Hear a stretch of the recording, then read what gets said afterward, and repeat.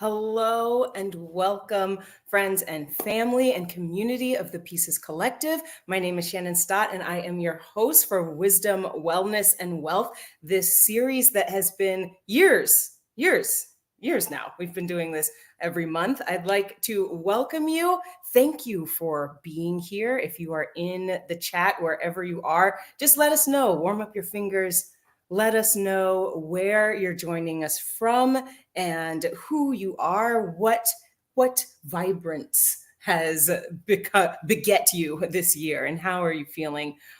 We are here to celebrate all the months that have led up to today, and we're so excited. We're just so excited. Thank you so much, Maryland, for joining us, just the entire state of Maryland for joining us, and North Carolina, the entire state. Thank you for being here. I'm in Austin, Texas. Thank you for being here, truly. I'd like to just say that today we are paying tribute to the incredible makers who make our community thrive, this community of PEACES Collective. And we're going to talk about them, where PEACES Collective is, where they've been, where we're going, really dive into what the makers are doing and what they have done, get to see some fun things that you should be shopping for if you have yet to do your Christmas shopping or your Kwanzaa shopping or your holiday shopping. Today, we are going to get to see some of the amazing things. But before we do that, we have to introduce Sister Akrama. The PEACES Collective is a remarkable business committed to using creativity to help serve the needs of the community and contribute to the economic, social, and human development of women and youth and young adults. It is truly inspiring for us to be gathered together to learn from and supported by each other. Let's welcome Akrama Mohammed, the Executive Director of the PEACES Collective, to ground our conversation, to say hi. Hi. How are you? Here we are again. It's always lovely. Happy almost New Year. And congratulations, because this has been a year, years in the making, but we're finishing up a great one. Yeah. And I'm so glad that we could be here tonight to reflect on what we've accomplished and look at what we're planning on doing in the future. I want to thank everyone who attended or supported our Community for Action fundraiser for our literacy program. It was truly amazing, and it couldn't have happened without all of you. But we're going to go into that a little bit more and thank more people a little later on. As I was reflecting on this evening and thinking about 2023, first thing I thought was, bye 2023. I'm so happy that we're moving into another year. And then I thought about when I was younger, there was a commercial, can't remember what they were talking about, but it said that today is the first day of the rest of your life. And at the time, it didn't really resonate with me. I'm like, what sense does that make? I don't understand what you're saying. But as I got older and then continue to get older, thankfully, it means more and more to me. So, when we talk about a new year, in addition to the fact that many cultures celebrate New Year's at different times of the year, but we sometimes think that we have to wait for a new year or a new month or a new whatever before we can make changes and before we can move forward on something that we desire. And the fact is that every day we wake up is a new opportunity to change, to grow, to make different choices. And so when I think about this year, 2023, the words that come to me, number one is gratitude. It was a challenging year, but I'm grateful for the challenges because that's where we learn lessons that make us more prepared to deal with things in the future. And I'm grateful for surviving 2023 and having the opportunity to move forward into 2024 with that knowledge. But also, another word that comes to mind is reality. And to understanding the reality that every day is a day that we can make change. Every day is a day that we can reflect on what are we here for, because we are here for a reason. And I don't know how often we ask ourselves that question, but we should ask ourselves that question more often. And as adults, what is the condition of our children? What condition are our children in? Because as adults, that's our responsibility to rear them, to train and prepare a future for them and make a foundation for them. And what does the future look like? And how are our actions contributing to that future? Are we focused on making the future brighter for them? You know, one of our major pushes right now, which we'll talk about later, is our literacy program. And we were inspired by that because the majority of our children in public school cannot read at proficient levels. So that shows a lack of focus on our part in that direction. So I'm hoping that as we move forward, we'll be more intentional and more focused on the reality of our condition and the reality of the actions that need to be taken to change and change our future.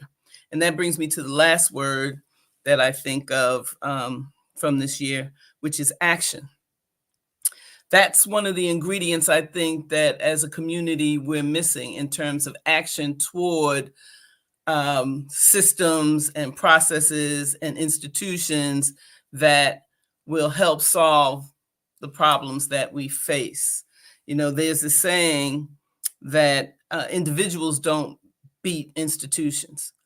So this world that has brought about a lot of these conditions is a system that was made by people and thoughts and people who took action to put it into place. And if we want to address those things, we're going to have to be willing to take the action necessary to make those changes and make an environment for ourselves that's beneficial and that serves us.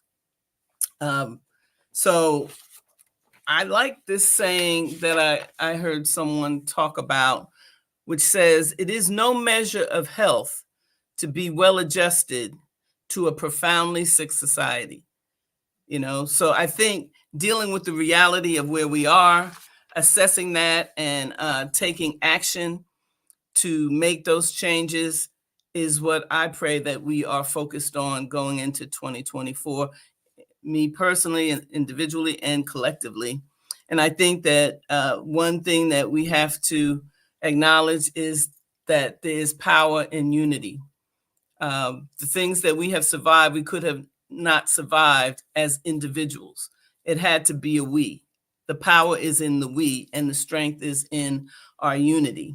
And so that's what I'm looking forward to in 2024. I'm grateful for the experiences we had. We accomplished a lot in 2023, learned a lot, and we're going to be talking about that a lot more in this program. I'd just like to thank you for coming. Thank you for supporting and being consistently supportive of us as we do this every month.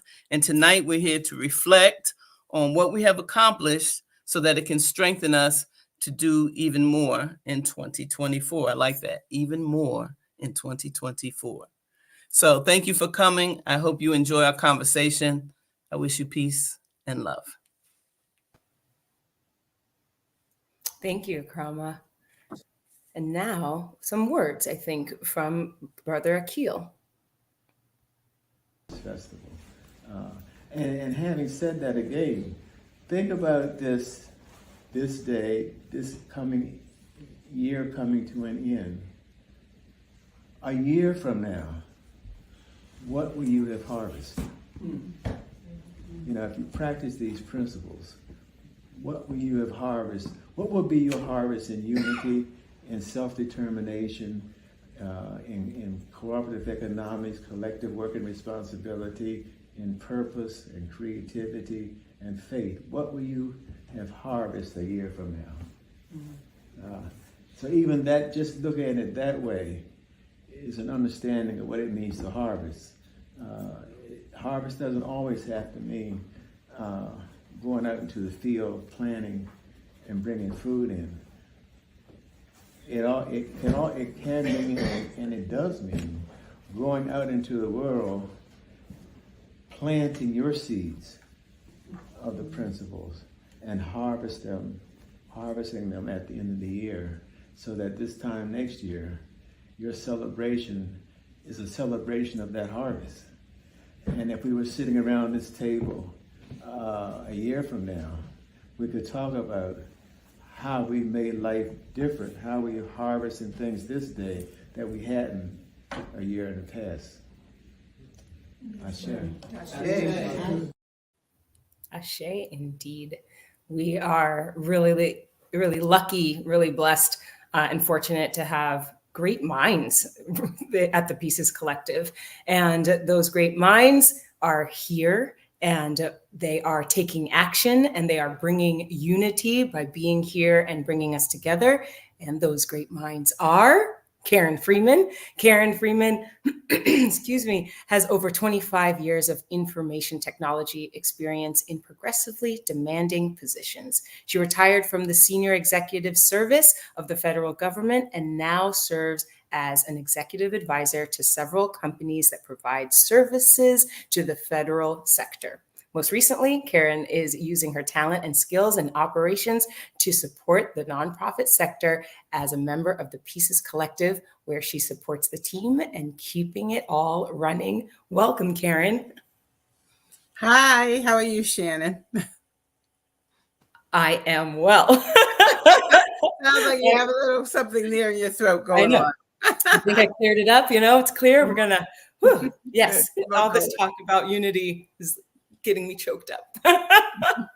We also have Charlene Mohammed. Charlene, welcome. Charlene Mary Mohammed is a traditional healing practitioner who focuses on supporting clients with a practical application to optimal health by using the healing tools that she has grown to embrace in her own personal life: herbal medicine, nutrition, and yoga.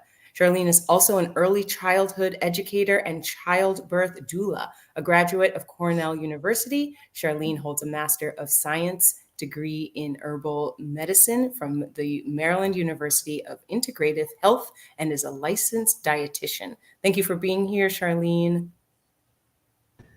Greetings. It's good to be here. Good to see you again, Shannon, and good to see you, Karen, as usual. Yes, good to see you too.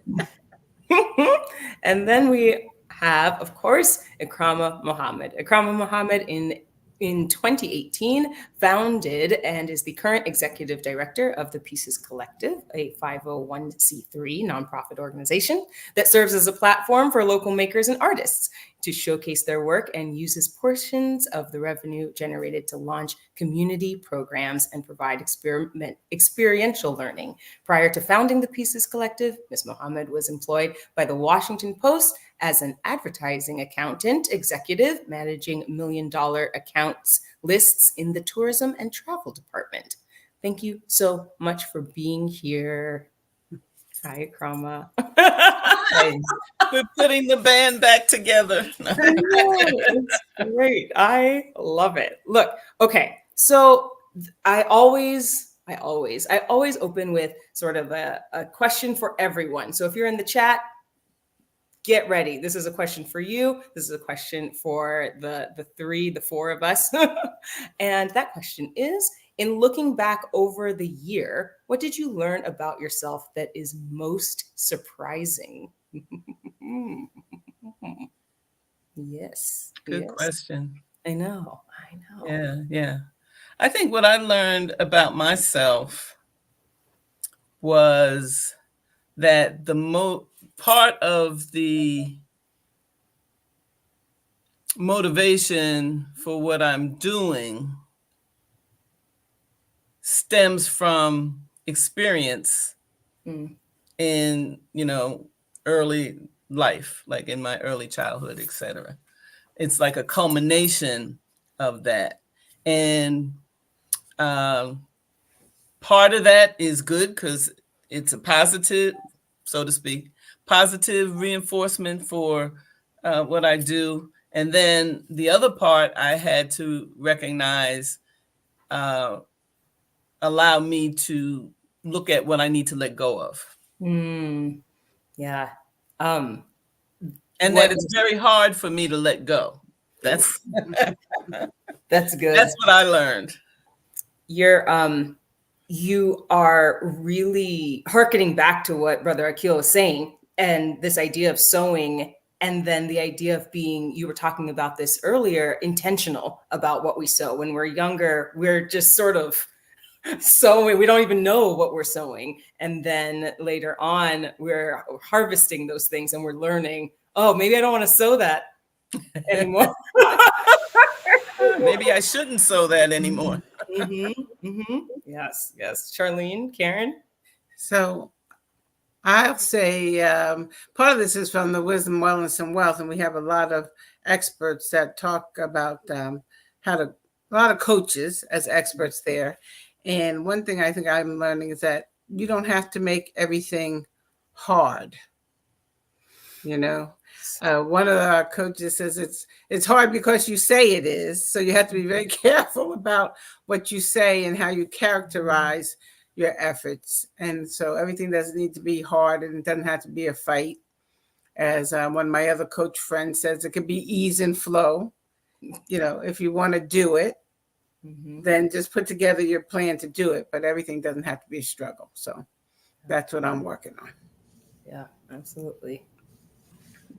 And for myself, I had a minister tell me many years ago that what you're born to do is very close to what you like to do. And I'm walking into that. So I would say this was a year that I really got to explore all of those things that came with ease, so to speak. And then I had to acknowledge that I like to do the things that I was doing, and so was productive in doing those things and creative in doing those things. Yeah, amazing.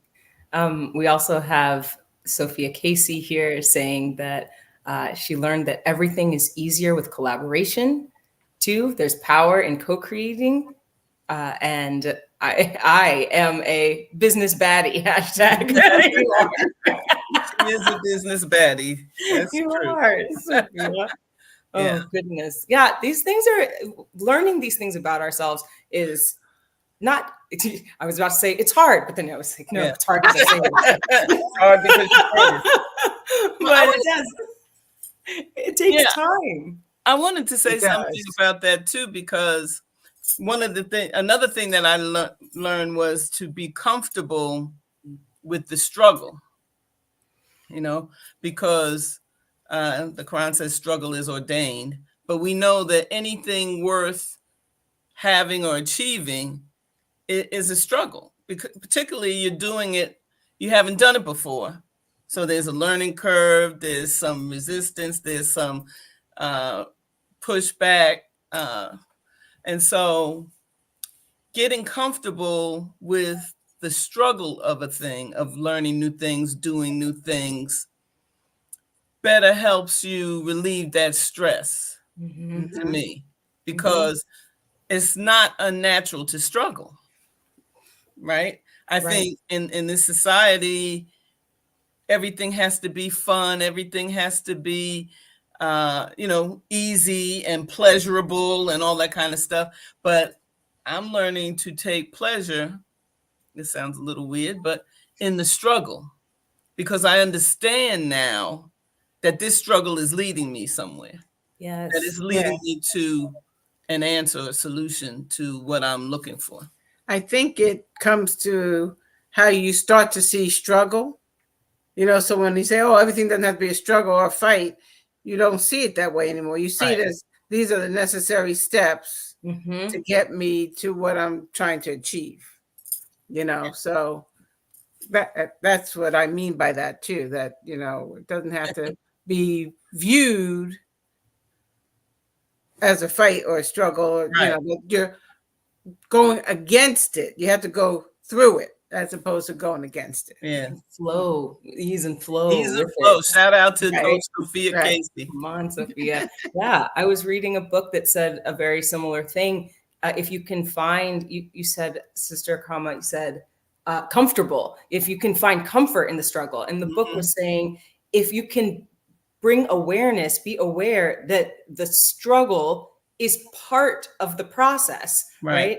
You can't, there is no detaching that part from the process. Otherwise, you're not actually on a journey. And so if you can, even in sitting in it, like as you're struggling or, as it's uncomfortable, just realizing, bringing awareness to, this is part of it. I'm on the right path.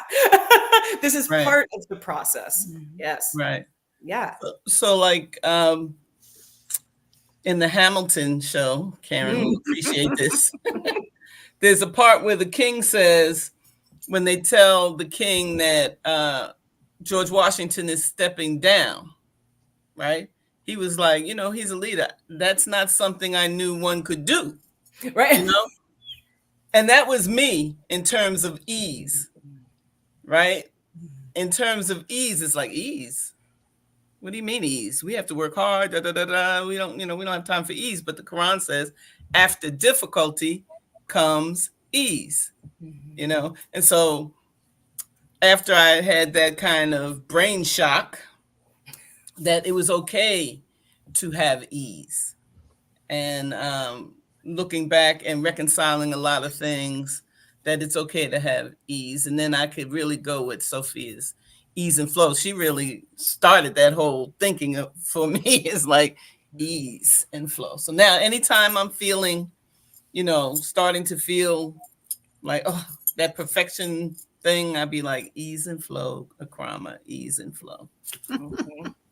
It's interesting because when I come across the struggles of trying to attain whatever I'm going for, I'm now recognizing that I'm learning something new. I'm growing up. So, okay, Charlene, you're growing up here.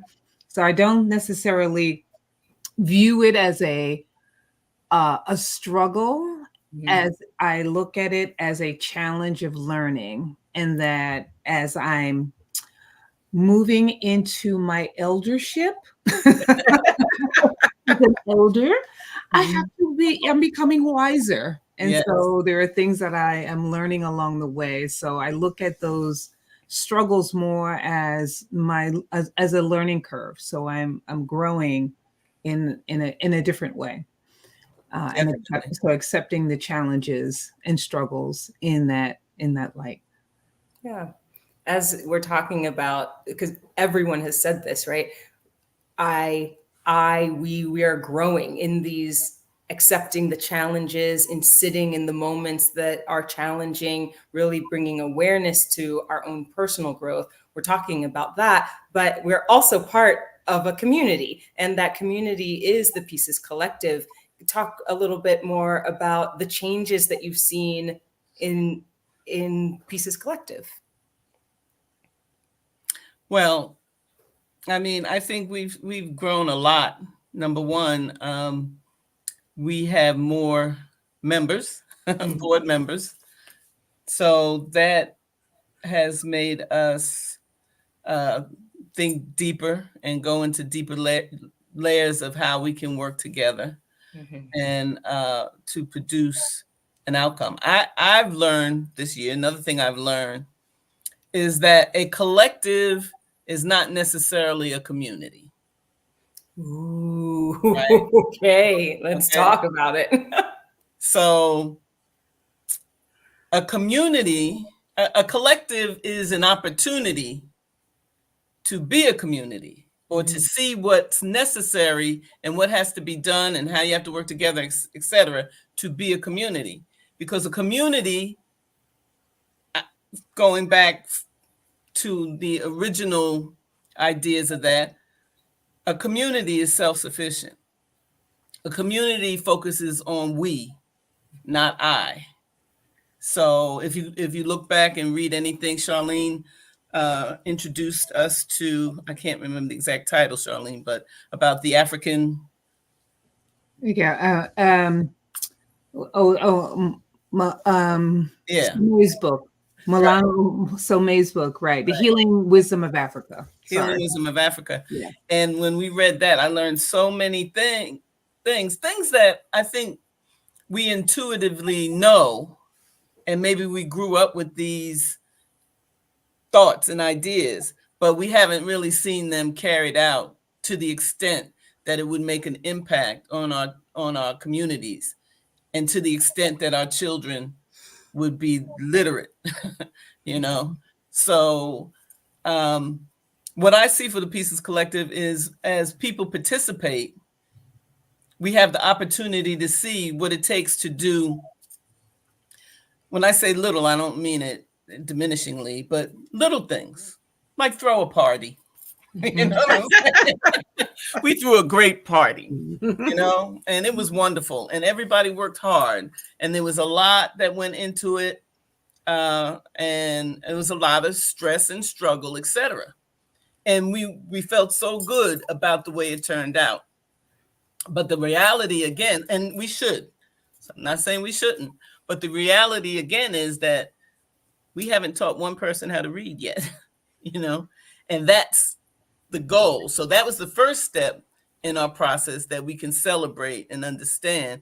But, we have to look at how are we going to have to grow? And as Charlene was saying, how are we going to have to face the challenges that have come about to change us, to make us the people who can manifest and achieve these goals and outcomes. So it's a constant process of growing into community. So that, I think that's where the Pieces Collective is right now, is growing into community, and it's an ongoing thing. Yeah. As far as showing, talking about it, because you are, as far as growing into community, let's talk about it. The new board of directors, the the newsletters, the work that you are doing. Let's see, there's some slides you want to show us. There's some work you want to show us. I know. Yeah. But yeah, let's show the people. Well, first I want to say, and anybody can jump in, but first I want to say how grateful we are to have the board of directors that we have now. We have a 9-member board of directors from various backgrounds and various fields. And we've been meeting consistently and working consistently to elevate the organization, also working very hard to fundraise for this program that we're doing, Spread the Word. I want to I'm shouting out everybody. I particularly want to shout out Janice Stewart, who was the chair for our Community for Action event. But everybody has been coming together to look at how we can move forward and achieve our mission. And everybody's contributed in some way to that. So I really am grateful and want to thank them all very much. I want to thank Sister Charlene. Sister Charlene was on our previous board. And it's like we're saying, each time there's something for us to do. During Charlene's tenure, we started the Juneteenth walk. We got our 501c3 status, which was very important. And so, thank you. Yeah, there are other things as far as the newsletters as well that are Yeah. coming out. Mm-hmm. Oh yeah, we couple of things. We do a newsletter once a week. This is a struggle. Well, this is an area for growth. Yeah, it's a big area for growth. But I enjoy it. I want to, thank some of the people who help us with that. Continuing to do the wisdom, wellness, and wealth monthly. Mm-hmm. It's a struggle or area for growth or challenge, however you want to call it. It's something that requires commitment, consistency, consciousness, courage, the C's, all the C's. All the C's. All the C's.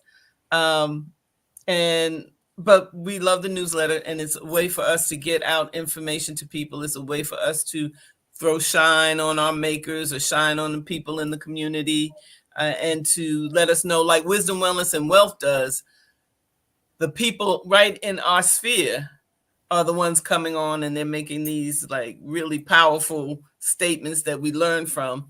And the same with the newsletter, people right in our midst are doing, pretty wonderful things, and we can shout them out. That's our way of shouting them out. And so we're going to get better at that. But we do that with the help of our partners, Shannon, who I would like to shout out now. Shannon, the Triple Pocket Events, with whom we could not do this. I mean, it's pretty wonderful that Shannon, Yinka, and Camry come together and really work with us and put up with us as we're sending them like last minute stuff and, oh, that wasn't right. Okay, can you do that for us? But we really, really appreciate you. You do such a fantastic job. And if there's anyone out there who needs event producers or anything of the like, please contact Triple Pocket Events. And we will do more featuring of what you guys do in our newsletter as well. And speaking of the newsletter, Petra, we couldn't do that newsletter without Petra. She does a fantastic job in helping us pump that out every week. And of course, Charlene, who has been the chair of the Juneteenth walk since its inception. In fact, it's her idea. Right? It's her idea. We had gone for a walk, I think, and we were just sitting around and just talking. And then next thing I know, we were doing a Juneteenth walk. So, and wasn't it that year that it became a holiday? Yes. That very year. Yes. So, thank us. Yes. And when we did that, and when we were out walking, people were like, "Oh, congratulations!" They were, like, "Oh, congrats! Oh, you're so happy because you have a holiday." We were like, "Well, really, we were looking for some other things, but that's right." They just took that out, dusted it off. Here, we'll give them this.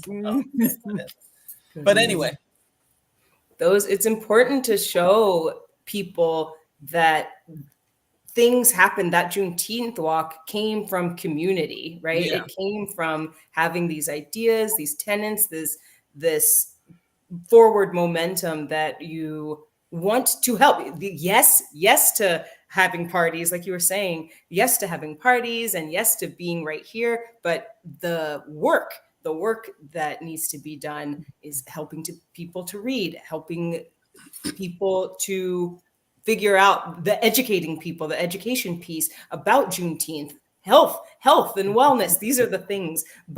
And so it's great just to show people that there is a tiny bit of struggle. We must go through the flow in order to get there, but we also must rely on our community. And Charlene, I feel like you want to say something. I'm excited. Okay, I can always say if you get me started. I was just thinking as you were speaking that, part of building community is really recognizing all aspects of the community that brings up self-development. And so what's wonderful about the Pieces Collective is that you can come with whatever strength that you have. And so, I have a passion.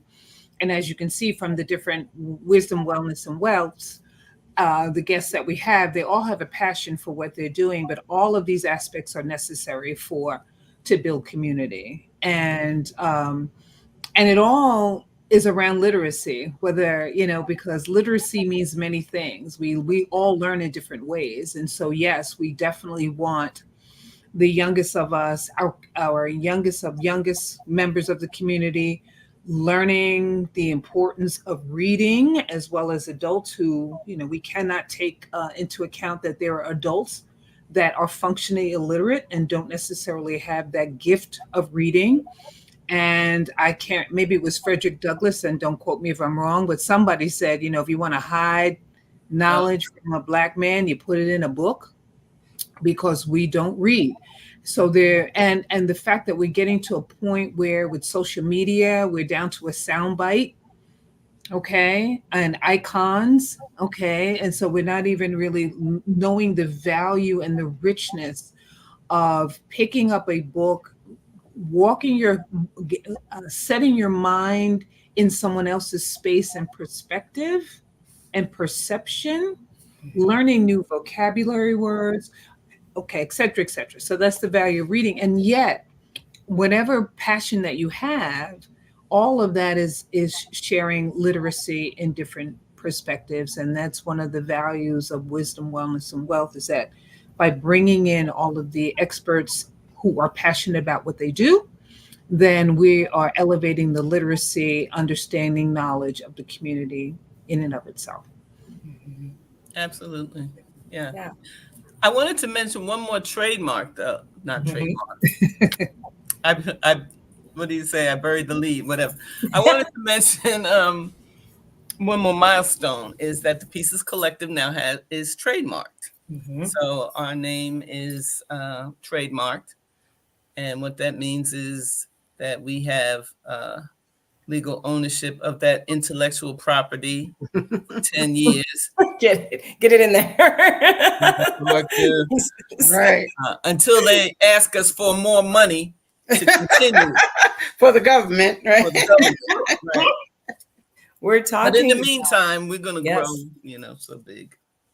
You're doing it. Yeah. We're talking about ownership. We're talking, we're moving from, or even into the tenets of Pieces Collective, what it means for the community to own Pieces Collective, what it means, right? Like that is a big thing. So as far as a Black community figuring out what it is that we are trying to do for all the generations, seasoned generations, unseasoned generations, what it is that Pieces Collective is trying to do, where it's wonderful. So one, congratulations. Yes, exactly, Sophia. Congratulations on the trademark. It's amazing to see what community can come together for. And you're talking about how we become community. I want to talk a little bit about the tenants. So Pieces Collective has these ideas, right? But we are in the holiday season. I want to get under the Kwanzaa ideas for Pieces Collective and just discuss what tenants does under Kwanzaa did the Pieces Collective really hit this year, specifically the Wisdom, Wellness, and Wealth series. Karen, would you like to just, Sure. I'm just wondering. Well, one, we're on a Wisdom, Wellness, and Wealth event right now. Yes. People didn't know that, but I'll say a little bit about what that program is. It's a monthly online event where we have experts come and talk about various topics, anything from the arts to health and fitness to financial literacy to building networks. It's a wide range of things that we talk about. And I will say that infused in those sessions are all of the tenets and principles of Kwanzaa. So you should be able to hear a little bit of everything when whatever resonates with you when you come to those events. There are always gems offered up to help you. And this year in particular, I shouldn't say in particular because it's every year, but this year I had some epiphanies from some of the things that some of our coaches were sharing with us about momentum and, well, really keeping your motivation and recognizing that motivation is sometimes just a feeling. And as we were just talking about working through things and when things get tough, that, you know, you can't leave it up to motivation. Right. You have to continue to do the work, and they have ways of doing that. So for those of you who missed that particular wisdom, wellness, and wealth event, here's what Karen's talking about. But actually, the more like motivation is such a thing that's kind of hard to hold on to. I feel like it's a thing that we're always chasing. What is it that you tell your clients to really help when motivation it always seems kind of out of reach? That's a great question. Great question. Yeah. What I say is structures and systems beat out motivation every time, right? Motivation, it's guaranteed to wane at some point. And so that is the value of having systems, structures, those things called nudges that get us moving when we really don't want to get off the couch. I like that, a nudge. It's just a little poke. I would even say, to echo Jessica, motivation is fleeting. It comes and goes. There are times I don't want to get off the couch or work out or do whatever. And that's normal. And so once we embrace what's normal, we can remove the judgment. We can really get clear on what to do in the first place. And to answer your question, why should you or anyone get a coach? Because if you were accomplishing all the things you wanted to with no question whatsoever, you wouldn't, right? When you have a place in your life where you want to elevate or you want to move to the next level, or maybe you're stuck, you're not quite sure where to go next, a coach can be a great partner where that's concerned. Last thing I'll say, and I love what you said, Jessica, about systems.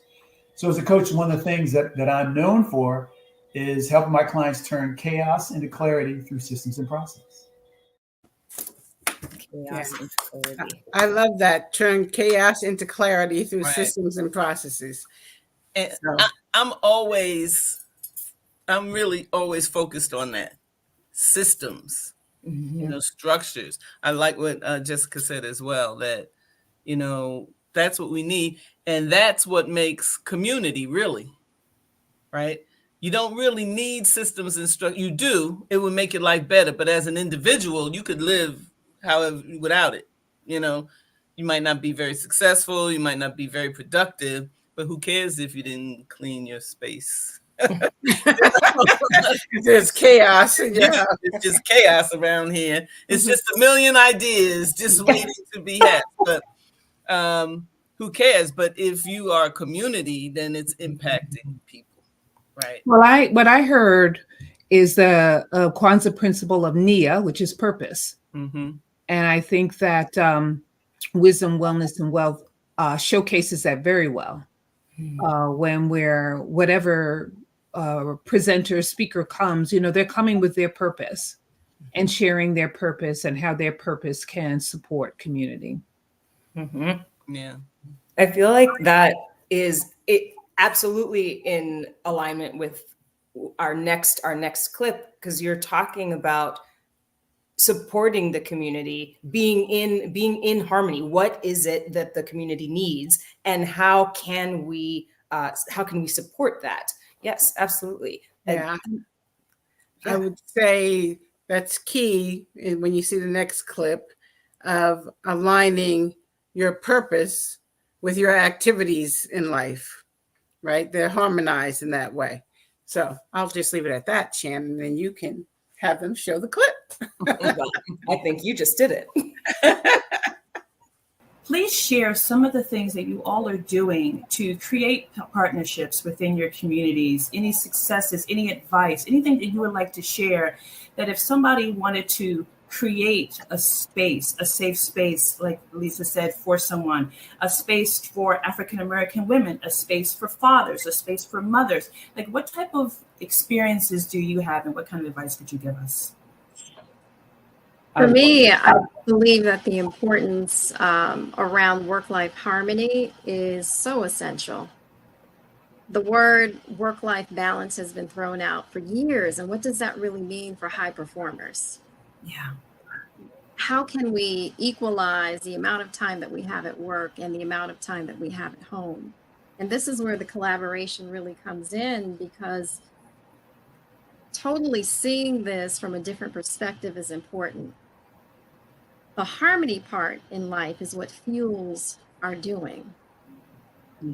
Work-life balance is a goal that may or may not be attainable or achievable depending on the season that you're in. But work-life harmony is what is innately who you are.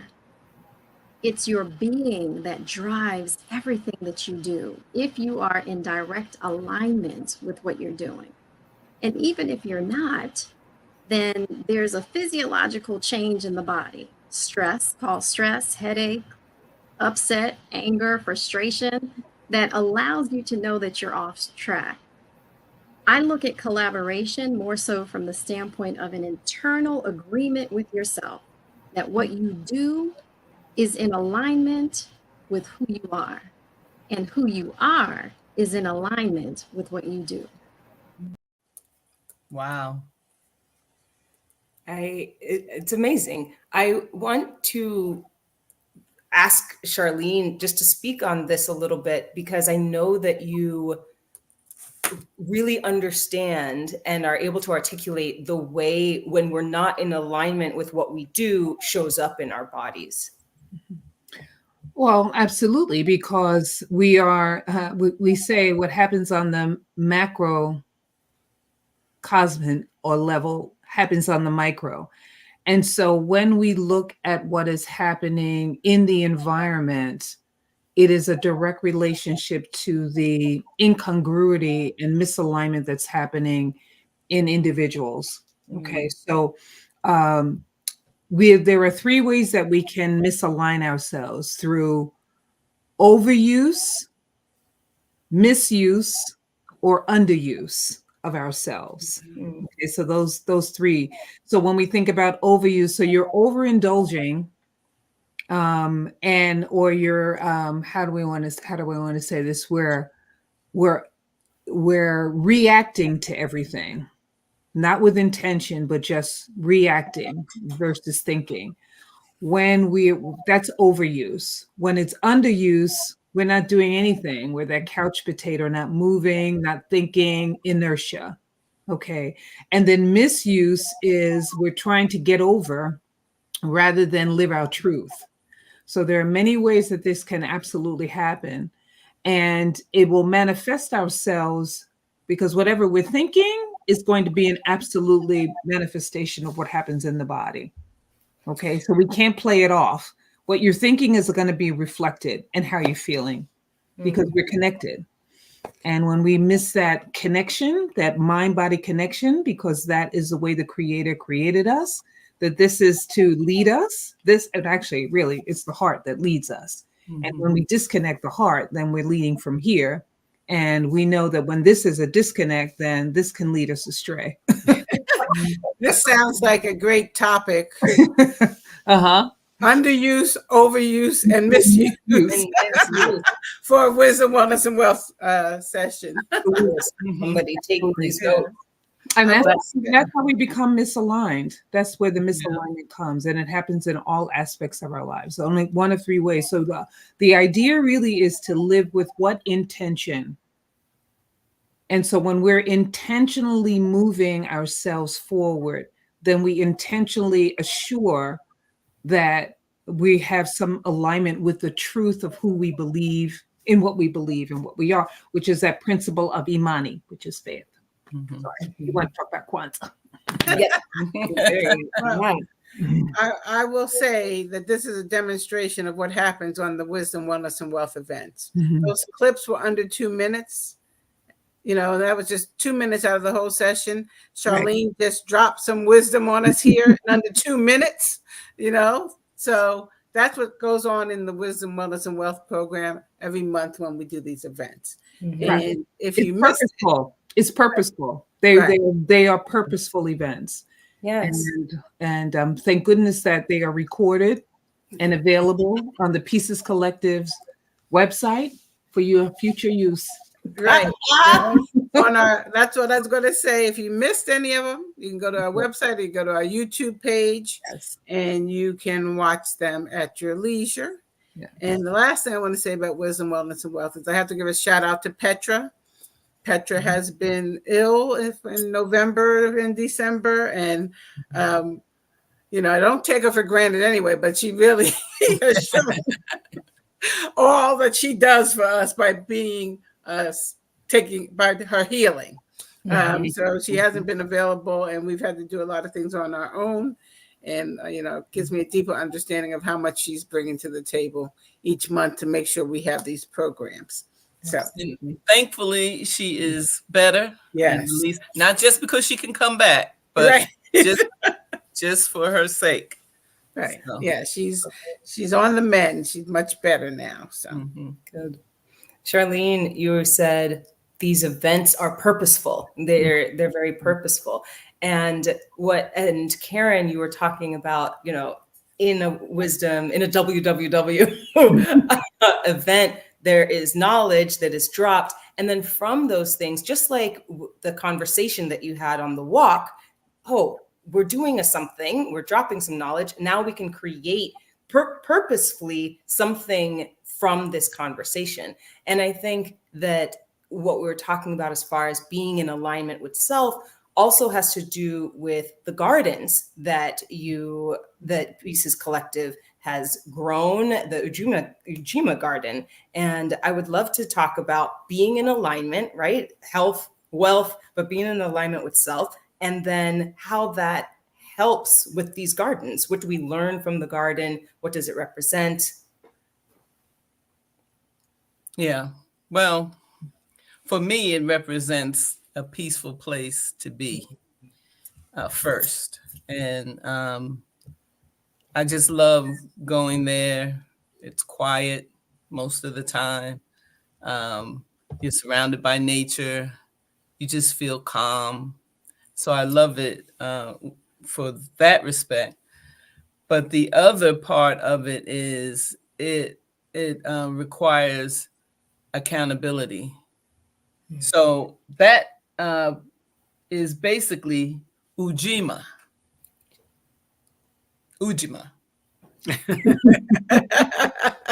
Collective work and responsibility. right. You know?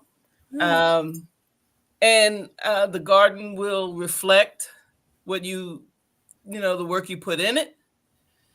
And it will reflect what you don't put in it.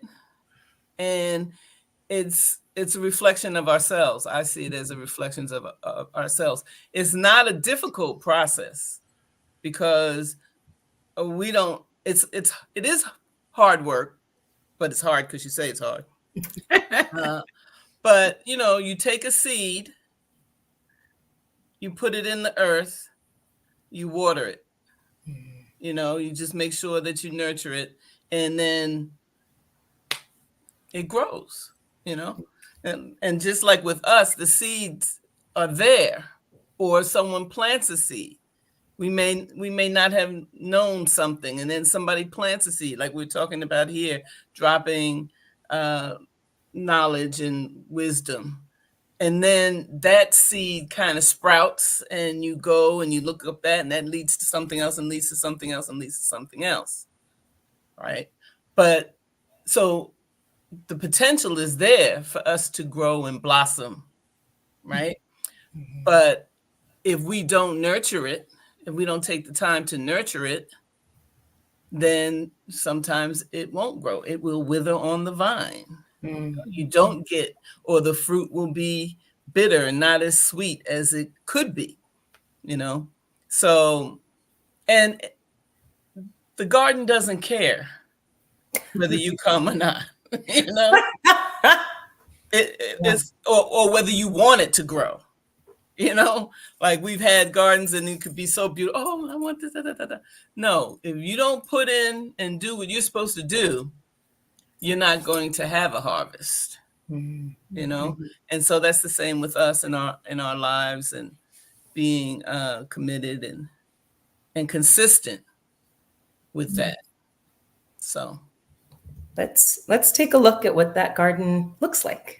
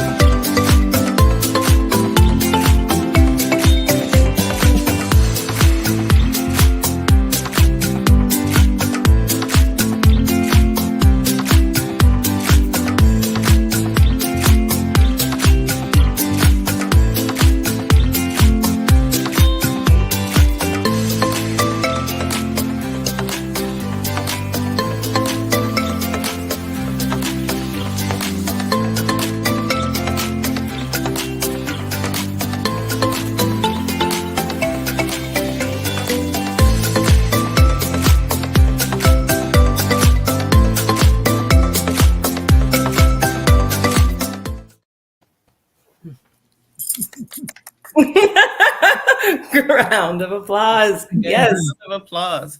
You know, I didn't buy tomatoes all summer. You know, I didn't have to go out and buy tomatoes or green beans or anything like that. We just, and sometimes I'd be at home and my mother would be getting ready to cook. I was like, oh, let me go to the garden and see if we have any green beans. I go get green beans right out the garden. And the most fun I had was the potatoes. It was so much fun. It's funny. We plant potatoes next year.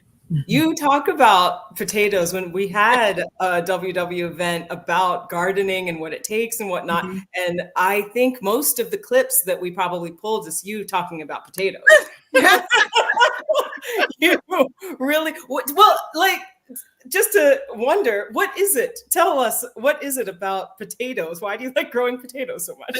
Because it's like, all right, so when you plant the tomatoes, I like planting tomatoes too. I just love the gardens.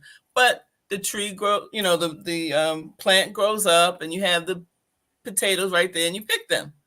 You know, same with zucchini, squash, all the other things.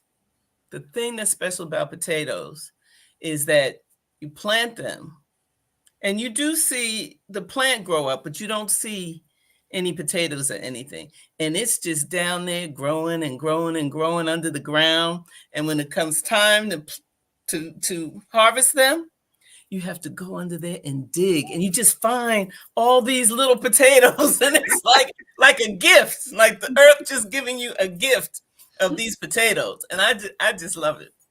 You know, and then you get surprised. You think you have them all and you're like, oh, wait a minute, there's another one. It's not just one potato under that plant. It's a lot of potatoes under that. And there's something, there's a lesson in there. There's a lesson in there somewhere about the difference of seeing the fruit, right? Seeing the tomatoes, like, oh, I can see those things.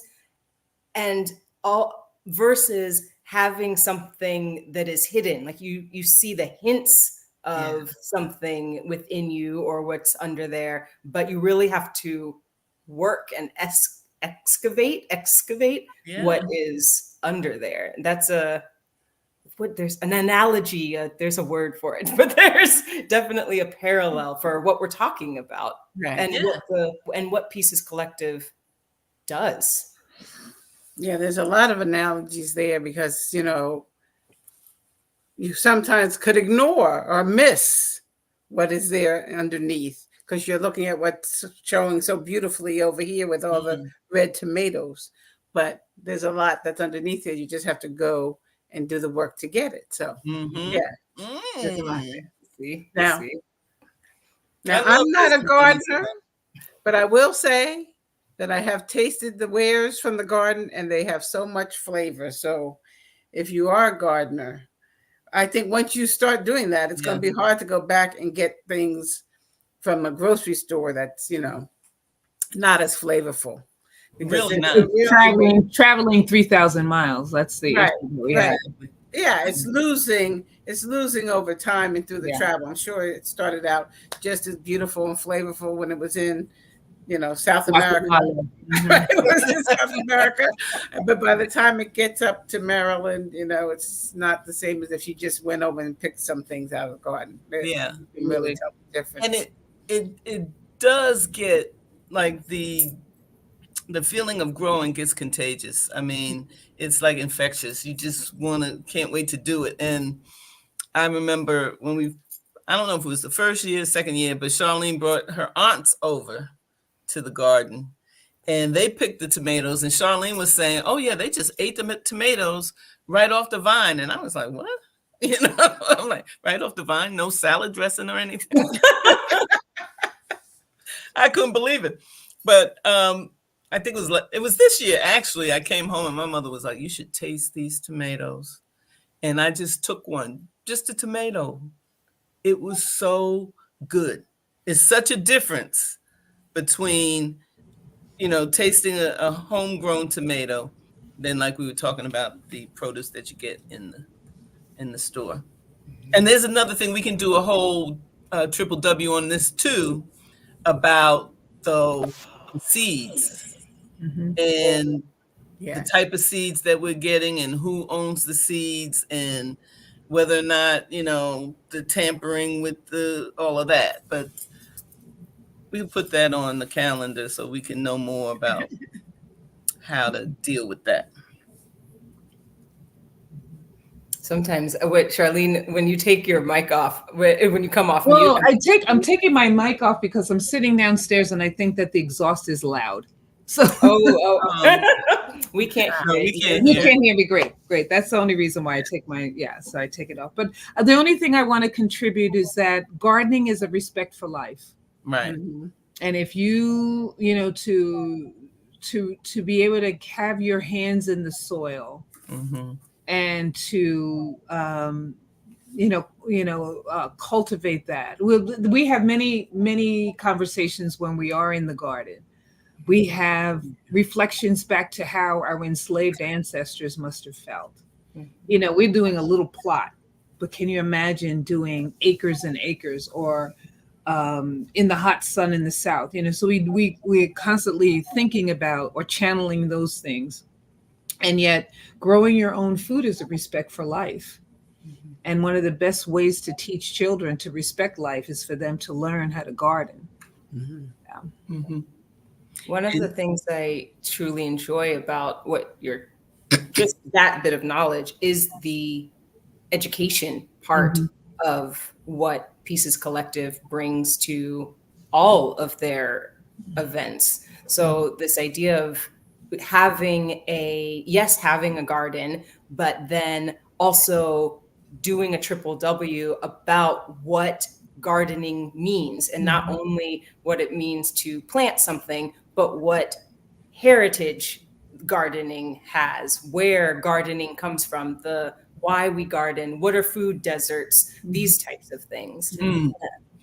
Yeah, it's really interesting. If we go back to the conversation about alignment, right? And the point that Sister Charlene just made about growing is a respect for life. How are we aligned with that in our community? How many of us are growing food?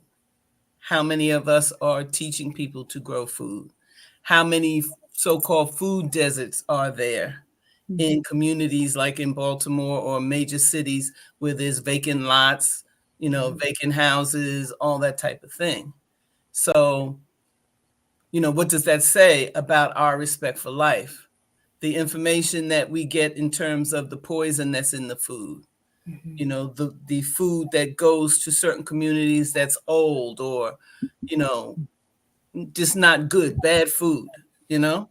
So that's part of the conversation as well. How do we get aligned and have people become conscious of the importance of food and how to eat to live? Mhm.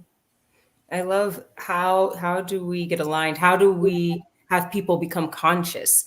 And I'm going to jump into, or rather, jump back to when we were talking about the Juneteenth, how the Juneteenth walk came to be, and just in conversations. But Pieces Collective takes it a step further and makes sure that we know what Juneteenth even is that education part, right? That you're talking about. How do we become aligned, and how do we show people, how do we tell people why it's important? And Charlene and Karen and Ikrama, I would love for you to talk a little bit more about the walk, how it came to be, and then we'll look at it a little bit. Well, it's interesting that we decided on Juneteenth before it was a quote unquote holiday. And in the sense that we were striving to find really a time that we could rally ourselves as community around. So before it was a holiday, it was a celebration that was sort of ours as Black people, right? As the enslaved. So we know that Juneteenth is a celebration or the remembrance of when folks in the South got word that the Emancipation Proclamation was actually in effect, right? So they were behind the 8 ball when they got word of it. And so then it became a celebration within our own community itself.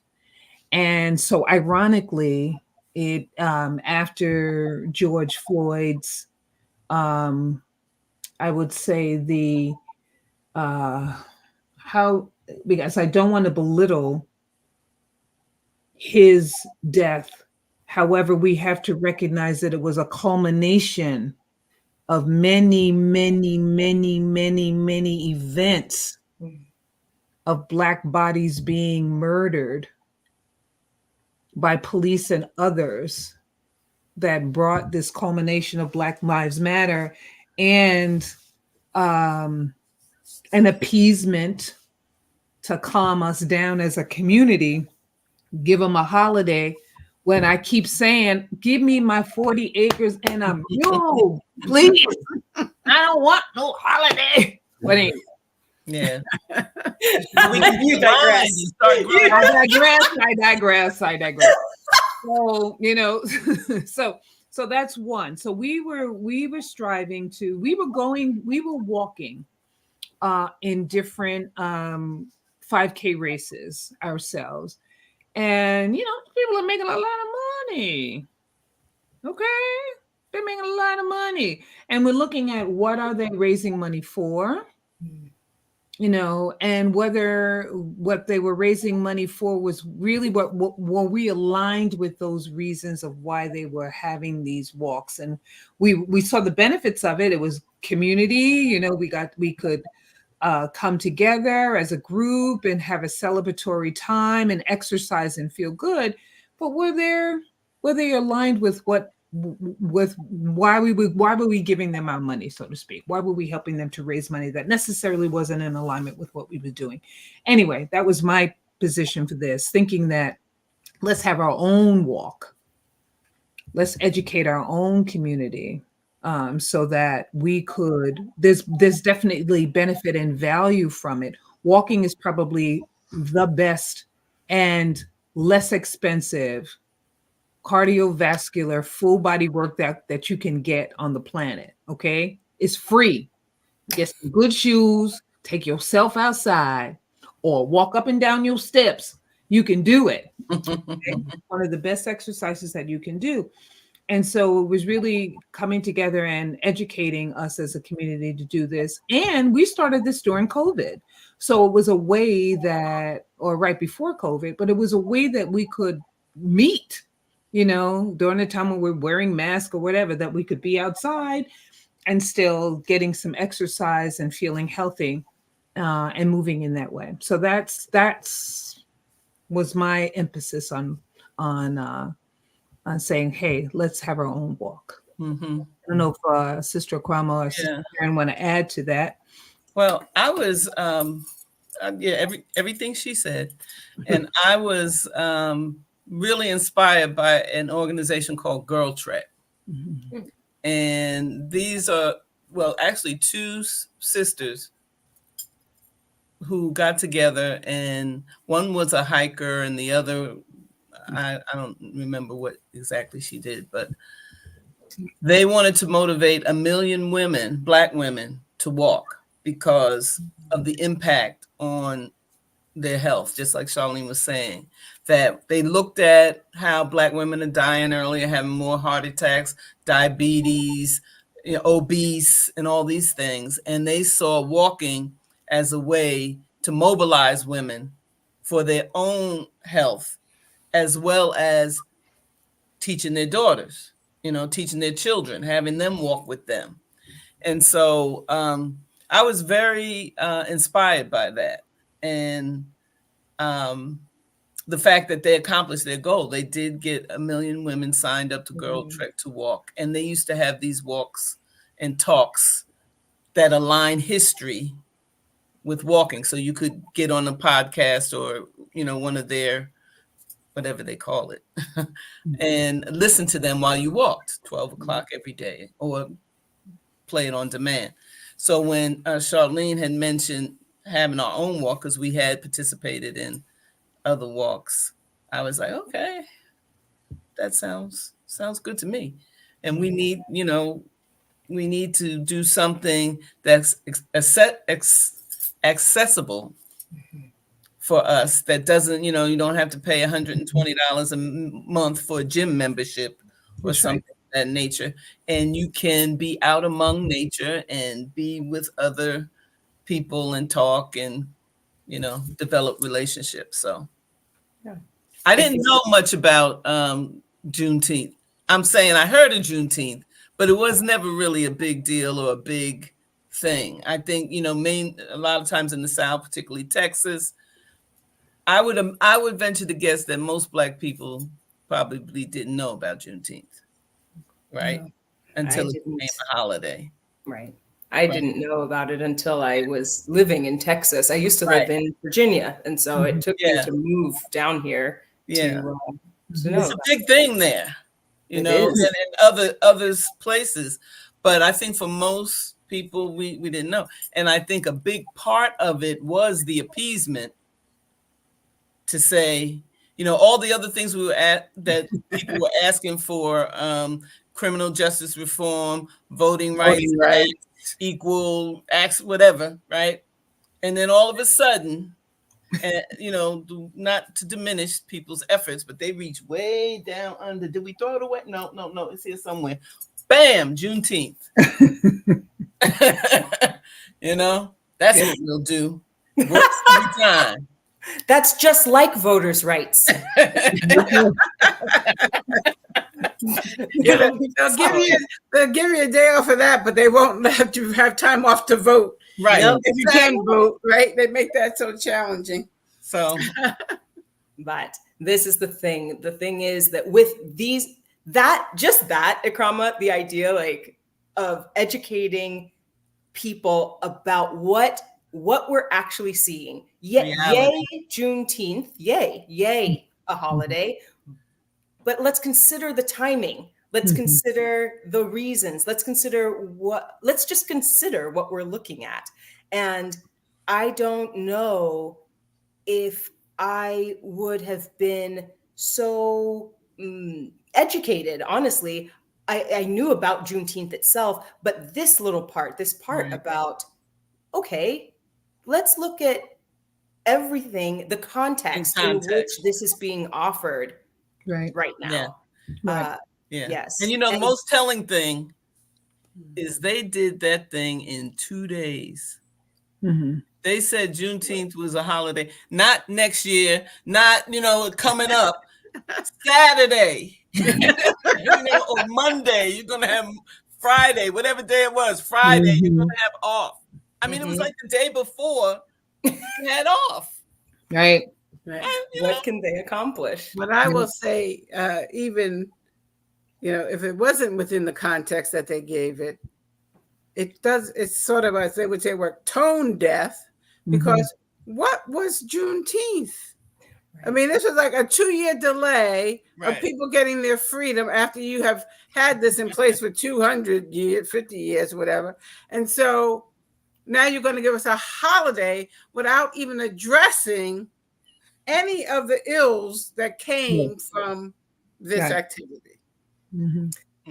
So, But one of the positives that came with Juneteenth was this walk. Yes, was this wonderful walk. because we have done it 3 years in a row, and we will be doing it in 2024. Exactly. Information will be up on our website in the spring. And Juneteenth falls in the middle of the week in 2024. So we'll be walking the Saturday before, and you can walk in your own community, but we will be doing it again to raise awareness, and to get our health in order. And also it is as a fundraiser for the Wisdom, Wellness, and Wealth program. So, Absolutely. And if you're wondering about what it might look like if you were to join one of these walks, let's look at it. Let's look at what it might look like.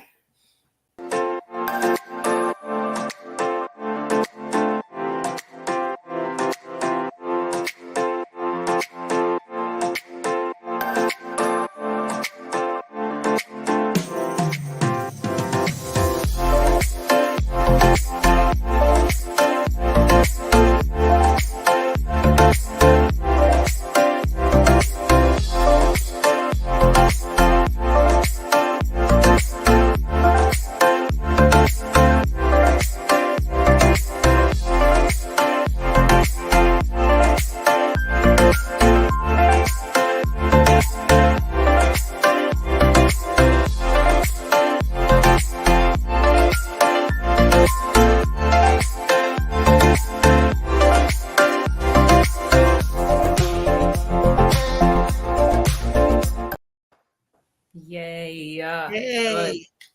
Okay, friends, look, we've talked about some of the events. We have this event that we're sitting in. We've got Juneteenth. We've talked about the garden that you do, but Pieces Collective really is also about the makers. You all are supporting people who make things with their hands. Yes, grow things with their hands and also make things with their hands. And there are some things that you all really love. Our favorite things. Your favorite things, in fact. You see how we do? You see how we do? But let's talk about those things. Let's talk about some of the makers and what, if people are going to visit the site and get things, buy things, support Pieces Collective, what can they expect to see, and give them some input on your favorite things that they should be looking at. Well, one of my favorite things is tea. In fact, I have a cup that I'm sipping now. And I love the Just Tea. These are Kenyan teas. And Kenya, there's a purple leaf that's found only in the mountains of Kenya, or the hills of Kenya, mountains, hills. And they infuse those into these different teas. And they have all types of teas from caffeine-free to high caffeine. This is purple tea called Purple Rain, which I love. It's delicious. And while I was researching teas, I found, I might have said this before, but that Kenya is the third largest exporter of tea behind China and India. So that's a little known fact that I just dropped. So please, thank you. You can thank me. But yeah, and then also I love teas, and our very own Charlene Muhammad has her urban gem teas that are delicious. And Charlene, you might want to tell us a little bit about your teas. I think we do have a slide for the teas. I think. It's all good. So the Urban Gemstones teas are there's a blend primarily of plants that are grown here in the North American hemisphere, because those are where I like to study plants where I live. And what I strive to do is I infuse the teas with an urban gemstone or a gemstone, so that that the tea experience becomes one of reflection. So each tea tin will come with a gemstone that I place in there. I don't choose them individually, but I do give a little reading about what the gemstone stands for. And I feel that they find their home, okay, based on what you like. And then there's a way that you can sort of reflect. You have your gemstone, you have your tea, and it's a good way to do some self-care. And they're delicious as well. Good. We all have favorite things. Yeah. I think we should go through all of our favorite things. Yeah. What else? Well, Kwanzaa principles, of course, are our favorite things. But next, we'll go over that later. These are my favorite things. Yeah, these earrings they're popping. Whenever I have on my Peace earrings, I get a lot of compliments around them. It's sort of like a throwback to back in the day when there was peace and love happening in, I guess, around the 60s and 70s. And they're so colorful and they're lightweight. I mean, they're popping. They're on beautiful size, but they're really lightweight. You don't even know you have them on, and you could just be swinging your head back and forth. And they're colorful. I love the colors. If you missed it, just in case you're watching and you missed it, Ikrama and Karen both are sporting their Peace earrings today. You can have them too. Don't sleep on it. So this is one of my favorite things, and it's the PEACES fleece lined scarf. And I love it because it lets you have all the colorful fabrications that are culturally, available to us there. But on the other side is a nice warm fleece. So in the wintertime, you still get to be sporty and colorful with that scarf. So this is one of my favorite things. As you can see from the description, it has a closure. And it's, no, that's not. Well, actually, I was going to say, that sounds like your tote. That's the tote. Right. So scratch that. It doesn't have a decorative button and a loop closure. Come back, Petra. Come back. Right, Petra. It does have beautiful fleece. It does have beautiful fleece. And it's colorful on the outside. Yes, absolutely. Next. No. Oh, yeah. These are some of my favorite things. These journals and the books that we sell. And hopefully very soon we'll be selling more books. But everybody can use a journal, particularly this time of year. We're getting ready to go into the new so-called new year. And we have lots of ideas, lots of goals, things that we're planning. And this Ease and Flow journal by one of our board members and beloved coach, Sophia Casey, is a wonderful product that can suit all of your planning and reflection needs. Thank you, Sophia Casey. We really appreciate you. These are yummy. Yeah. Do you want to say something, Charlene? Oh, yeah. So the PEACES candles, collective candles.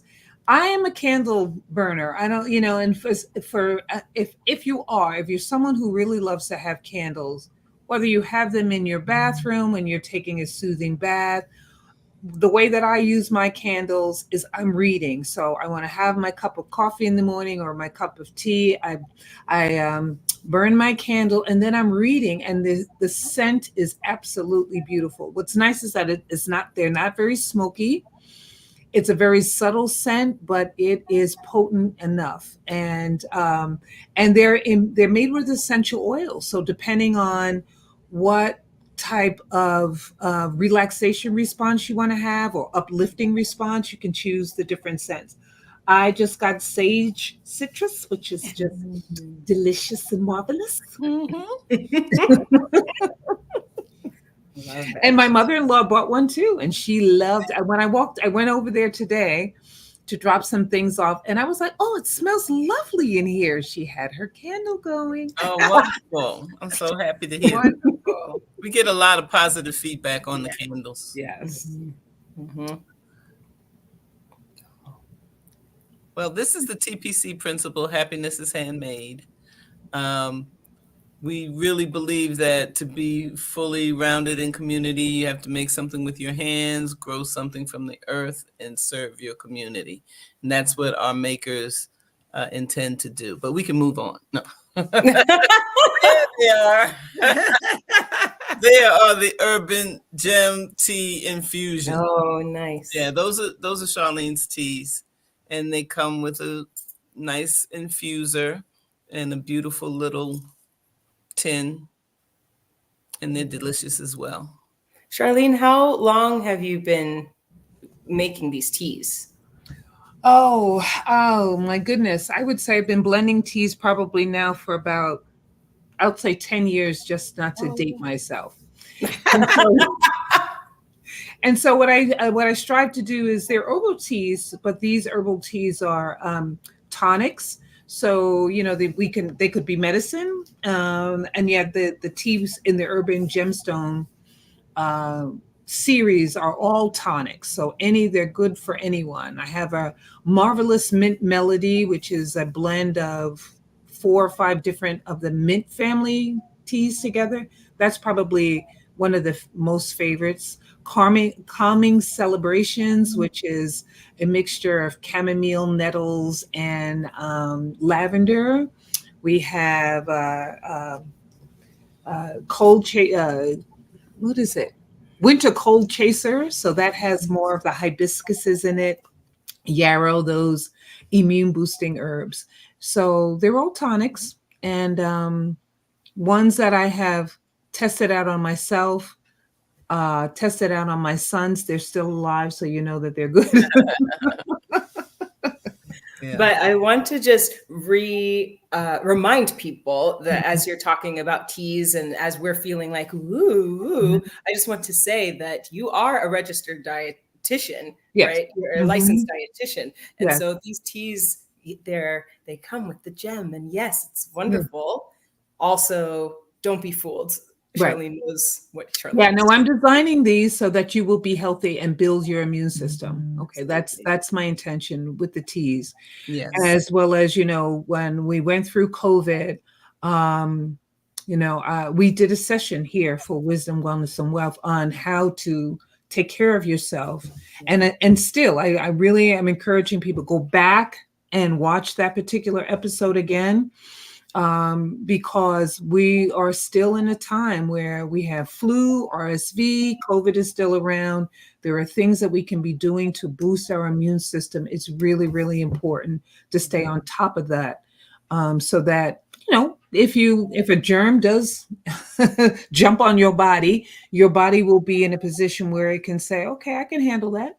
Okay, we don't have to be afraid of it, but we need to be wise on how we deal with things so that we don't end up unraveling and having things exacerbate other underlying illnesses that we might be harboring and don't even know it until we have the flu. Nice. Oh, another one of our favorite things. Oh, I get a lot of boost today. Charlene. Yeah, because I think, again, as we're moving into another year, one of our goals is always about, oh, wow, I want to change the way I'm eating. I want to lose weight. I want to be healthy. And this is an excellent book and guide for how to do that, how to achieve your ideal weight by explaining the mind-body connection to weight loss. Yeah, very Charlene Muhammad. some very basic principles in this book, and so it's a good, as Sister Kwame is saying, it's a good place to start. And I wrote it in a way that I'm hoping that it will encourage people to explore deeper in their own literacy journey, right? So we drop a lot of gems in there, but and then there's a rich bibliographies for you to go and explore and learn more. And the main thing is that we've been given this beautiful body. Okay, this is the greatest experiment that you could have. You might as well enjoy it while you're living it. So learn it. How does it work? And keep it moving. Yeah. Mm-hmm. Great. This is All good. right. Those people all thank you, Charlene. Thank you, Karen. Thank you, Ikrama, for bringing all awareness to the people that are selling things, that are making things for Pieces Collective. And I know you've got some shout outs saying thank yous for the makers. Yeah, we definitely appreciate our makers. Mm-hmm. They work hard. They use their creativity to share beauty with the world. And even more importantly, they're generous enough to donate a portion of their proceeds to the Pieces Collective so that we can help fund programs like Wisdom, Wellness, and Wealth and other programs that we host. So thank you all, beautiful people, makers and creators. Thank you, makers. And we're looking for more makers. So if you are interested in being a maker, you can go to our website and find out that information there. It's a very simple process, and we'd be glad to talk to you more about it. There is so much, I feel, that there's so many ways that people can get involved with Pieces Collective, and they are active ways. You were talking at the very, very beginning, Ikrama, about being active, taking action, specifically about taking action. Mm-hmm. And what I'm hearing just through what we've looked at, for instance, the book, how do we connect our mind and our bodies so that we can actually use our bodies, right? How do we drink well? How do we use our bodies to go on walks? How do we educate our minds? These types of things are all focused on us taking action on, and it's amazing. It's amazing. And Karen, talk more about how people can take action, right? What is the spread the word as we're spreading the word of taking action in Pieces Collective? Talk to us about that. So our Spread the Word program is a program to promote reading and learning. It's our literacy program. And we started it before the pandemic by creating little libraries and spaces where people gather, like a barbershop or a beauty salon or a laundromat, and we would create little libraries there. And then, of course, COVID hit, so we weren't able to maintain the libraries because you couldn't go out and go to those places. So the owners of those places did maintain their libraries, but we weren't able to supply them with new books. But after COVID, we were looking at some data. The data was brought to our attention. Shocking that only like 33% of fourth graders in public schools can read proficiently at grade level. Mm-hmm. That's all U.S. schools. All U.S. schools. All U.S.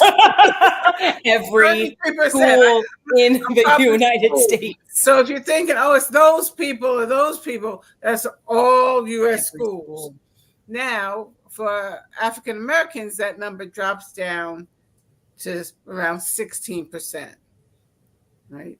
And in some cities, as low as 10%. Mm-hmm. There was recently an article in a Baltimore paper that was suggesting that the students were better off truant and staying home and watching Sesame Street rather than going to school, because their reading proficiency at grade level was 10%.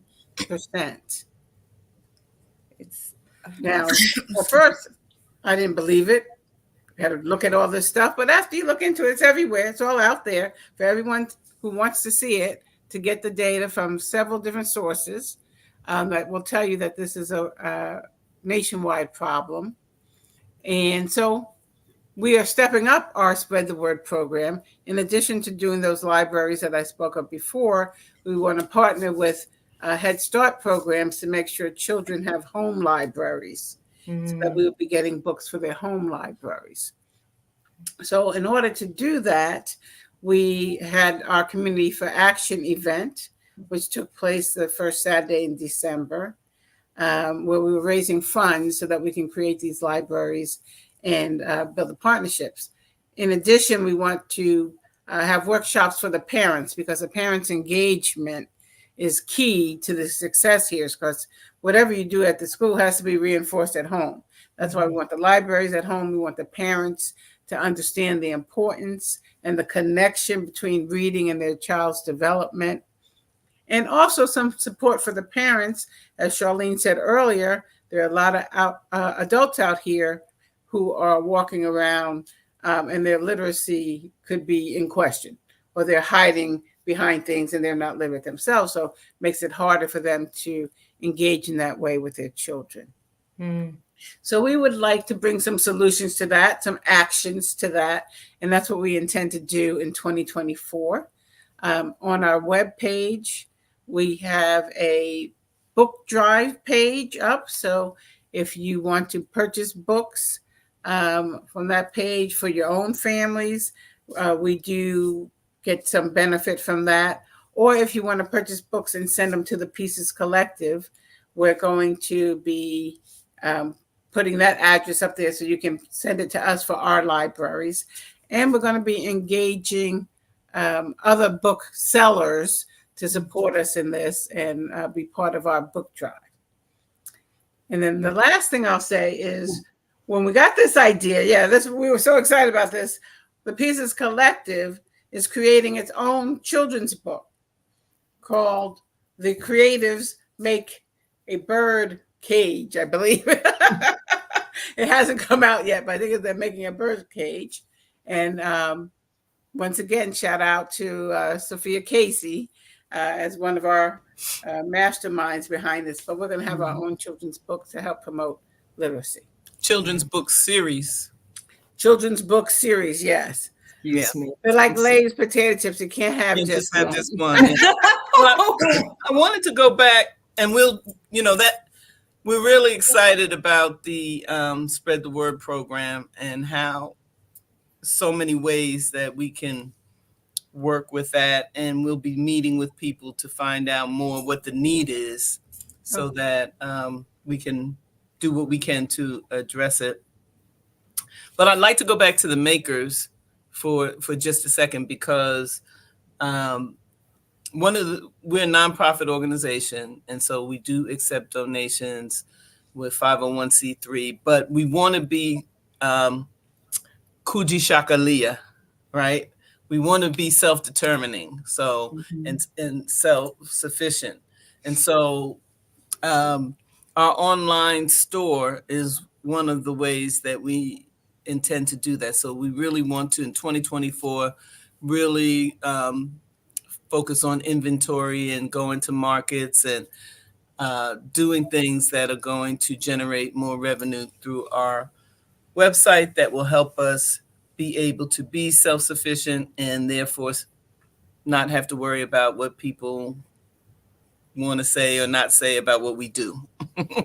And not, always, it's kind of like teacher, learn how to fish instead of always be given fish, right? So I think we've done several markets this year. They were very successful. And we also instituted a new program that Kiana Green, who's a board member and a maker, started, called the Happy Maker Hour. So in addition to going to markets and making our own things, we have an opportunity for people to come and help make products or enjoy making products with us. So I'd like for us to take a look at that.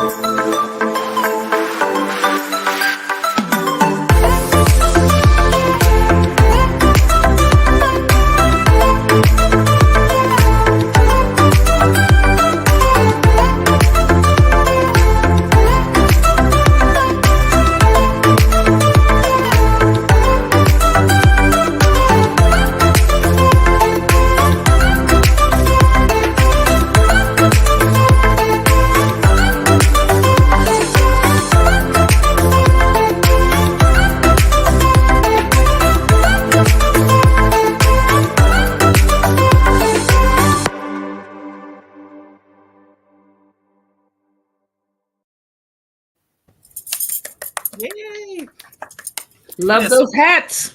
I know. I Were know. those Those are finger big weapons? Yes. Ah, Yeah. It was a lot of fun.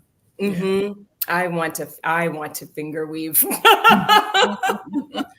Perfect. Well, Yeah. you too can come to the Happy Maker Hour. Well, One other thing I wanted to say, another principle is the cooperative economics. I just want to say, if anyone is looking for something for themselves or as a gift, please consider the Pieces Collective first, because cooperative economics is part of the journey to self-determination. absolutely. Absolutely.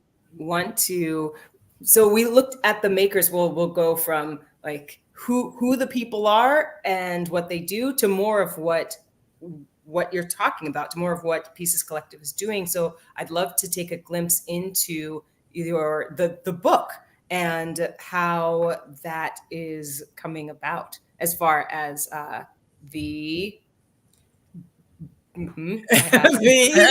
Community for Action. It's coming about. Spread the word. Spread the word. Yeah, spread the word. Someone who's doing the illustrations and someone who's writing the verbiage, and it's coming about. So it should be coming soon. Yes. And all I know is the title, and I've seen some of the illustrations, which are really adorable. So that'll be coming soon. For our event, I do want to give a shout out for Spread the Word to our sponsors. We had several sponsors for our event: Intact Technology, Carefree Travel, ICI Rising, Murphy Falcon Murphy Law Firm, Stephanie Brown Coaching, and Wegmans, who did the food for us, and then Coach Stretch turned that food in. I'm sorry, I said Coach. I mean, Stretch. Right, turn that food into a delicious buffet for us. So it was great. I'll give them a shout out. Yeah. I think we do have a video of our event. Let's look at it. Can I call you Rose? 'Cause you're sweet like a flower in bloom.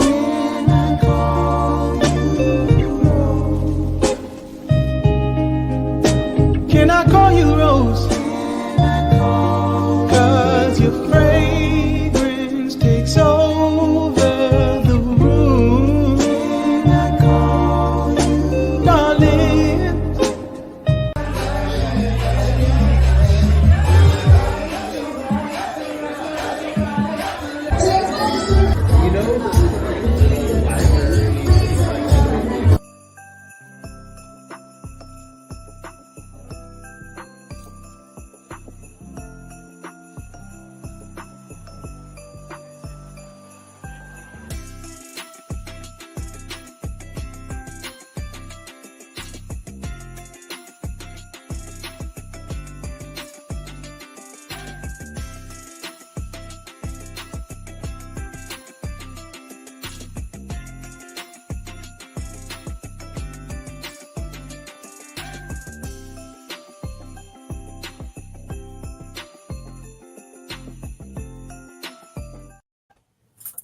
Yay. Man, that looked like the cover of the book. That It was is. the cover of the book in the video. The creators make the bird feeder, not a cage. You don't want to put the birds in a cage. No. No, this is you. Pieces Collective is doing so many things for the community. There's so much programming. There are talks. There's so many ways for people to get involved. There was a slide put up about the reasons why it's important to make with your hands, and I would love for you just to talk about that, because I feel like Ikrama, maybe this is a long ago memory, but I feel like you said at some point that you didn't consider yourself a maker, or you weren't into that, and somehow you found path into being here. So I would love just to give some background how you got here, how everybody got here. Yeah, it's funny because no, I didn't consider myself like a maker or an artist. It was a means to build community. And when I left, the corporate offices, and I did not want to go back to that, I had to make a new path. I had experience in working with a nonprofit organization that builds leadership. And so we had a thrift store, and I learned a lot about what it takes to really be aligned with the things that we say we want for our community. It's not necessarily just something that we can say and wish on. It's something that takes hard work and dedication. And so I couldn't sing and I couldn't draw, paint or anything like that. So I knew I needed a product to sell to support whatever organization I was going to do. And so I harken back to something my grandmother, Frances Robinson, taught me, which is sewing. And so I started making tote bags, et cetera, and became a maker. And it's so funny because Art, this brother named Art, who is a true artist, he can make anything and creates all kinds of things. We were at a market one time at a Baltimore Farmers Market and Bazaar, and I had my bags all up and everything. And the woman came into there and he said, "Oh, do you like the work?" And she's like, "Oh, yes, it's so beautiful." And he was like, "This is the artist." And I was like,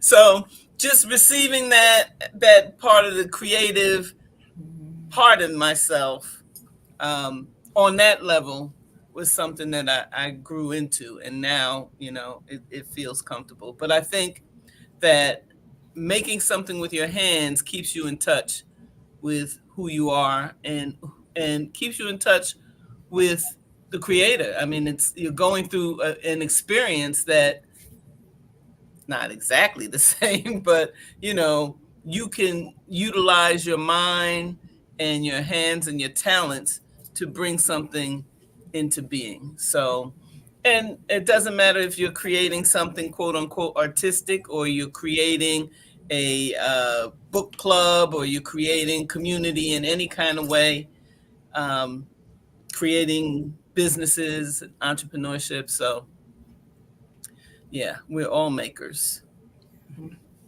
Yeah. Karen, Charlene, just talking about the importance and connection with making things with your hands. How does that show up for you? I remember my sons went through a rites of passage when they were 12, 13 years old. And at the end, they were asked while they went through this process of the rites of passage to create something. Each one of the young men could choose whatever they wanted to do. And so then at the end of their ceremony, each young man presented what they created, whether it was a poem or a picture or a piece of woodwork or a story or a dance, whatever. And the Baba, after they all presented, said, we wanted you to have this experience to show you that you never needed to beg for a job because you could always create something. And so it is our manifest destiny. It is our divine gift to create. We are, again, what happens on the macrocosm happens on the microcosm. So if we have a creator, then obviously we can be creative. And I also will say that often when people tell me that they're like depressed or they've got the blues or whatever, I say, go to a museum. I just want you to go to a museum and see how someone else's perspective of life has been demonstrated.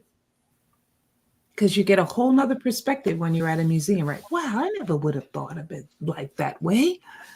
So I think that it's a divine gift that we have, and that one that we are robbing our children of in the current education system, because they don't have they don't have, like, how do you cut out arts from a curriculum.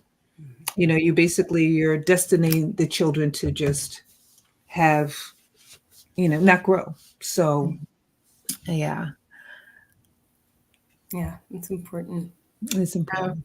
For me, I don't consider myself an artistic maker. As Charlene was saying before, we're all makers. I feel like I'm a maker in terms of producing with the Silver Pocket events, these programs, and working on spread the word.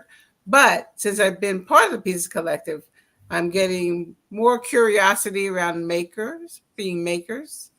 And I think I might be a maker in 2024 because I have an idea of something I want to make. And then it's just a matter of bringing that to life. So Yeah. that's how I relate to it. Yeah.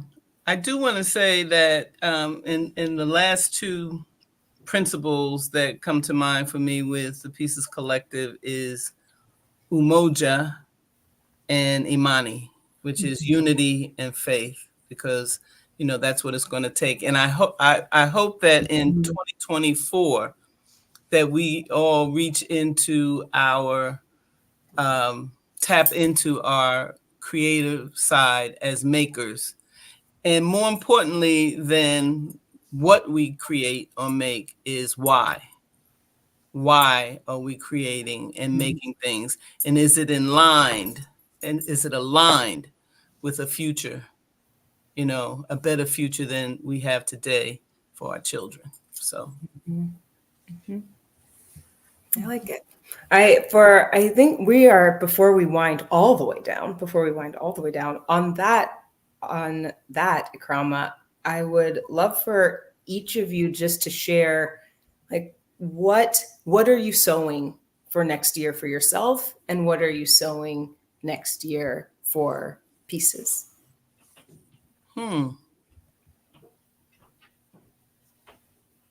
This also applies to you in the comments. What are you sowing?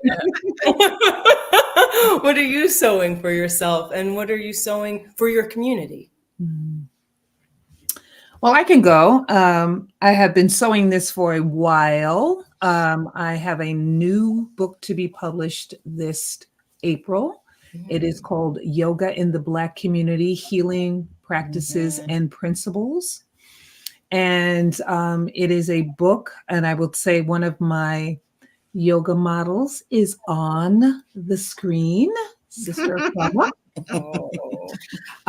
So it's a book that we researched. I have a co-writer and another sister and myself, really to have a discussion about the resiliencies that we have as Black people, and that we've always had a yoga practice. Okay, we've always found ways of well-being. So we do a historical walk through those principles and practices that we have had since our enslavement time. We talk about the health disparities that we are experiencing as Black people, and how yoga can support those health disparities. And we talk about the taboos of why we don't move in the Black community. And then we have a beautiful pictorial of Black people, real Black people doing yoga.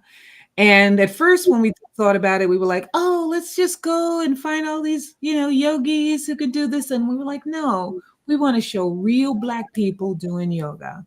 So I just went to my yoga students. We have a variety of students from young. I think the youngest is probably Sister Akrama's son, Brother Hadi, all the way up to my mom.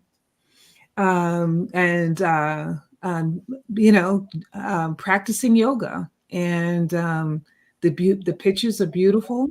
I'm excited to have it come out. And really, my goal is that I want to, in addition to, of course, with the nutrition, the walking, is just to have us as a community really begin to take care of ourselves. If anything COVID taught me, is that we cannot rely on a healthcare system. Okay. I'll just say that I was talking to my nephew, who's a doctor recently, physician, and we were talking about a challenge that family members were having. And he said, you know, I knew this was going to happen because all those doctors who were trained via Zoom during COVID, straight up, never saw patients and they were pushed out there. Wow. Okay. We got to take care of ourselves. And that's what I'm hoping to sow in 2024. We can do this. We can take care of ourselves. We have the tools to do it. And we have to stop relying, putting our trust and belief in someone else's hands. You go to the doctor for what? To get advice. That's it. That's what you're paying them for. You have insurance or not. You pay them for advice, not necessarily to cure or heal you. Okay, that's your duty. Mm. All right, off my soapbox. Sorry. Good soapbox. Smells good. Lots of good soaps in there. Well, I think I'm going to pick up what Charlene was saying there. So what I'm going to be sewing is working on my health and taking care of myself. It's a perennial goal for me, but I'm going to be doing it again this year. So hopefully with some of the mindsets that we heard earlier in terms of not worrying about motivation and struggle and whether you want to do things, but making sure you have things in place that will help you stay aligned with what you're trying to do.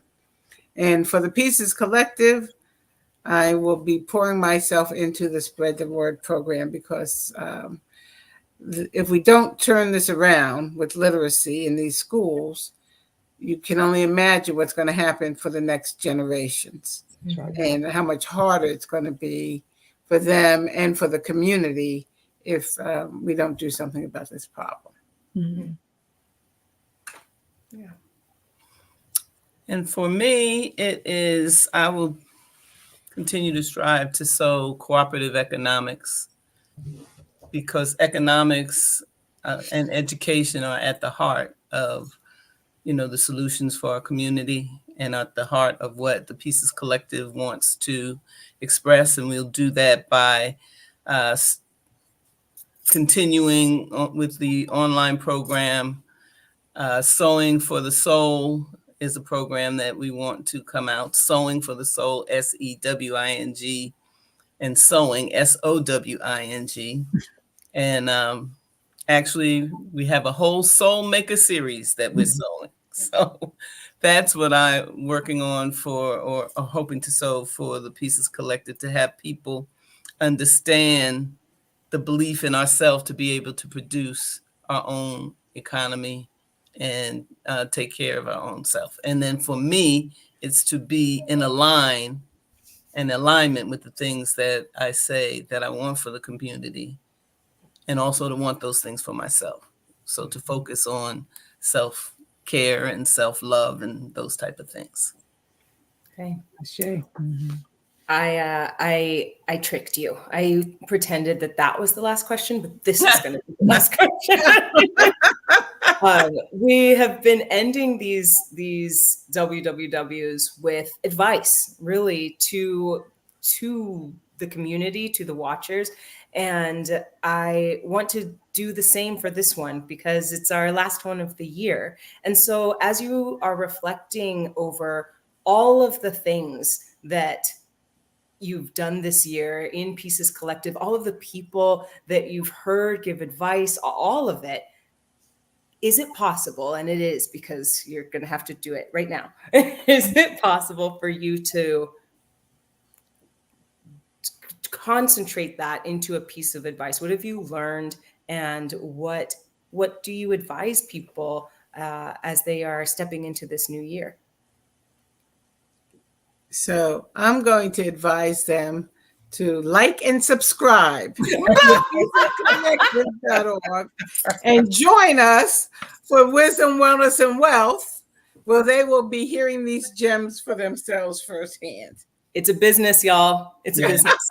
The community. Third Wednesday of every month. Right, the third Wednesday. I like that. Every month. Come to Pieces Collective. Absolutely. That's my advice. It's good advice. I'm going to concur, because if you come to Wisdom, Wellness, and Wealth, you will improve your confidence and trust in yourself to become a creative. Yes. Mhm. And I'm going to say, I think there's a quote. I know there's a quote. I don't know if I have it right, but history is best qualified to reward our future, right? And so I'm going to say, study the ways of those who go before you. That we need to remember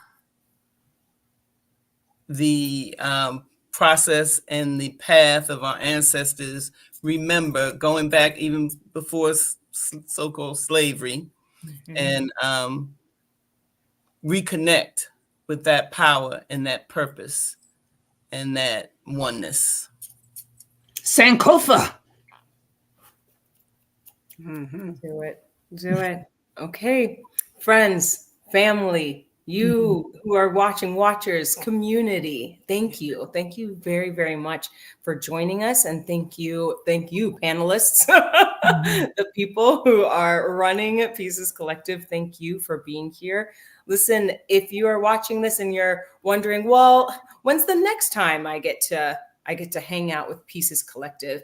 Come to the Power of Reflection, a Foundation for Success, Wednesday, January 17th in 2024. That's next year, but it's coming up fast. 7 p.m. to 8:45 Eastern. And again, I just want to say thank you to the Pieces Collective for an amazing year of community growth. And thank you to Karen and Ikrama for caring for our community in all the ways that you do. On behalf of the Pieces Collective, I'd also like to thank you, the community, for showing up to support us and for supporting each other.